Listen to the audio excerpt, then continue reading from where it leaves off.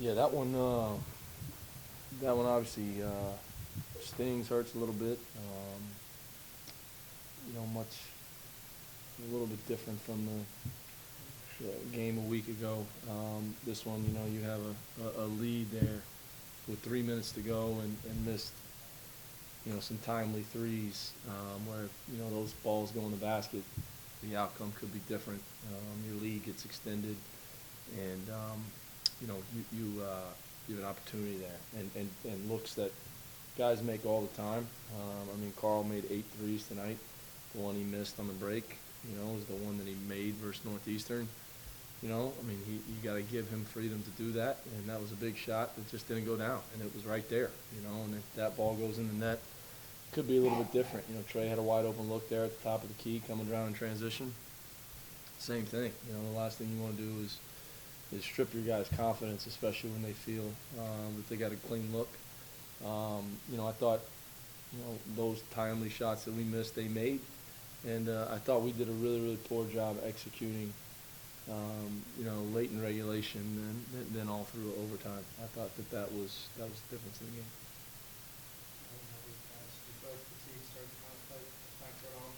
I don't think so, Josh. I think that we got a little rattled when we had that lead, and it just dwindled and dwindled and dwindled. And we were lucky we didn't get beat in regulation because they got an offensive rebound there and could have gotten a putback. I don't think it was fatigue. I think that we just, we were kind of searching for answers. You got to give them credit. They did a good job taking Trey out there, especially as we're trying to go to him in overtime, of being physical with them on the block. And then they were gluing to Carl, and they weren't going to let him get any looks. And a lot of the offense that we were running between, through those two guys to either get shots or post-ups. And our execution really struggled down the stretch. No, I think that they just started being more physical with Trey, and they were gluing to Carl. If you run a middle pick and roll, or you run a side pick and roll, and Carl's filling behind, you pick your poison because you got Trey rolling to the basket there, and they were gluing to Carl. And then when we were trying to get Trey post-ups, they were trying to front him. They were punch kicking, working around. We had a turnover there on their side, on the fan sideline, and just trying to get it into him. And how we kind of extended the lead a little bit there was post feeding Trey. They were doubling off and just sprinting Carl to the top of the key, and we got him some good looks.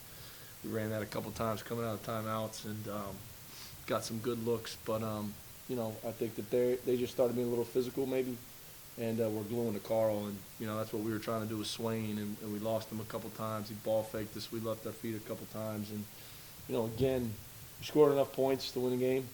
Much like South Carolina, but to give up 83, it's hard to win.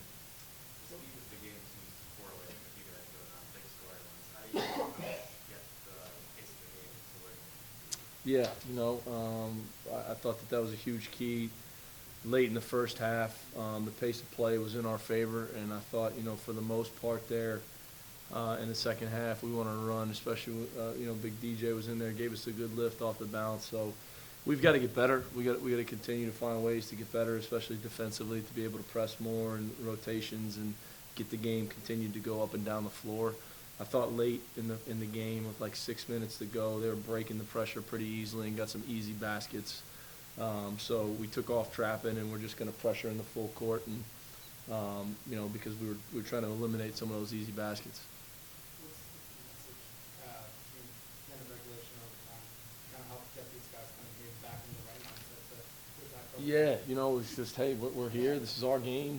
We've got to compete right now. We've got to go after that. I mean, they've got 3 seniors or whatever it is, three juniors, 2 seniors out there that have been in those moments, that have played in the NCAA tournament. I mean, you never want to lose a game, ever. And obviously we felt like we had this one in hand, and they made timely shots, but it was just like, stick with it. Let's get stops. Let's get on the break. But, we really struggled executing there down the stretch. What else kind of changed for you guys in the last 5 minutes of the first half? You're trying to 12-point deficit into a 5-point. Just thought we started playing harder. We started picking up the intensity, started picking up the pressure. I thought Keon's 2 charges in the play that Trey made, where he dove on the floor for loose ball, were momentum-changing plays for us. I thought those 2 plays were huge. You know, Yale's not a team that's going to take you out of offense as far as denying wings and doing those types of things like South Carolina did. So we knew we were going to be able to execute. Now, their defensive numbers are through the roof. But I just felt like we turned up the heat, we turned up the pressure a little bit, and there were some pretty momentum-changing plays with Keon and Trey. Trey, 24 and 9 tonight. What did you see out of him tonight in particular? 5 assists, too. No turnovers. One of the best freshmen in the league, you know. And he had that look in his eyes of just being aggressive. And we wanted to keep going through to him. I thought him picking up the third foul, having to sit a little bit there in the second half was big, too. But he's such a talented player, and he's so good in so many different ways. And, you know, we challenged him. I challenged him before the game just with regards to rebounding. And, you know, he responded, and he responded the right way tonight. How do you understand that these guys level right now 6 in a row after such a good start? Well, Howard, one, you got to look at our schedule, and you know, the challenges of this schedule. You know, we did what we were supposed to do early, and then you know you're looking at staring at Virginia and St. John's, and then on the road at Rutgers to come home play another BCS opponent. You know, against South Carolina and go on the road to Harvard. We knew this stretch here we were going to get really, really pushed and tested and stretched. And it's an opportunity for us to grow. This is a long season. This team can really, really grow and improve. I believe that. And we knew that we would get to this point here. And we handled our business early. We let one slip away today. That's a disappointing piece against a team that's got a lot of talent. They're veterans. They're going to push for that league championship. You know, obviously their record speaks for itself. You know, you don't get 9 wins non-league without being a really, really good team. So, you know, the message is we got to get back to work. And we have some time now to do that. We got some time to work on executing offense, to work on our pressure, to work on those types of things. We have some time. So that's the message. Keep pounding the rock. These guys are giving us everything they have, and we got to continue to invest in them and get them better. So, you know, January comes around and we're playing on the road in the Atlantic 10. We're making strides, and we're playing some of our best basketball. What have you learned about this team with this proper structure in the last couple weeks? You know, obviously, yesterday, the last 48 hours in practice, we've really tried to ramp up just the competitiveness and continue to teach them how to compete and compete at a high level. What I've learned is if they've responded and, you know, come in the gym, work, do what we're asking them to do, you know, give us everything they have. And I told them if we approach practice the way we did the last 48 hours, the results will come. And, you know, it stinks it didn't come tonight. We had chances, but the results will come. And we got to continue to approach it like that. I've learned that, you know, some of our young guys have really, really grown up and gotten better. And the game reps that they've been in is only going to help them down the stretch. I think as a coaching staff, we've got to continue to grow, put them in positions to be successful, work on special situations and executing late in games and doing those types of things. But I've learned that this group and this team, there's a lot of good basketball in front of them. And, you know, you sit here, you look at the record, start off 5 in a row. These last 6 have been tough.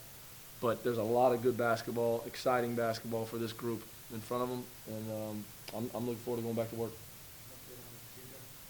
Yeah, TJ is dealing with an abdominal issue that's not sports related. So timetable for his return, I can't give it to you. I have no idea. It's not something that happened in practice or a game. It's something in his stomach area that he's dealing with here, and our doctors and medical staff are working with him to figure out exactly what's going on and get him back healthy and get him back out there. No, I think, you know, he's it's just one of those things, you know, you kind of wake up, you feel something's wrong, something doesn't feel right, and it's painful, and you call Dave and see what's going on. Oh, I mean, you never want to not have him out there. But again, we had chances to win that basketball game. And, you know, I thought Keon's energy in the first half was through the roof. And, you know, having TJ out there gives you another threat. You know, does he get his 15, 14, and you score 95, 96? I don't know. But that was a good defensive team. And We put up a big number there, but, you know, we gotta get him back, want him to be healthy, but that's the most important thing. He's gotta feel 100%, and, we've got to, continue to work with Dave and our medical staff to get him back in the lineup. Thank you. All right, guys.